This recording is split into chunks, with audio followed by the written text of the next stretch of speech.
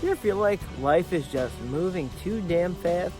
Like I feel like summer just started and we're getting into the fall. You know, you look at your calendar and it's just jam-packed with stuff and life is just so busy. So how do we fit in time for ourselves? Myself, I block out my day.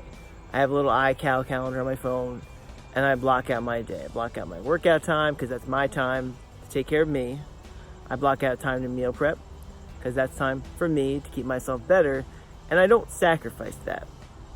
So when you look at your calendar, do you have time in there for yourself? If you're a planner, you've got a wall calendar, if you've got a little day book that plans out your day, do you have time set aside for yourself?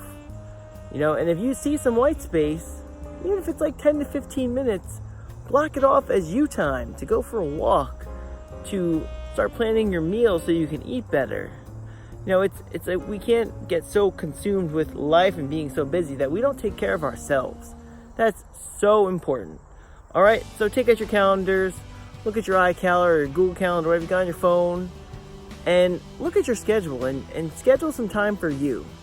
All right, so my question for you today is, where did you find time? Where can you find time for you? Because that's important.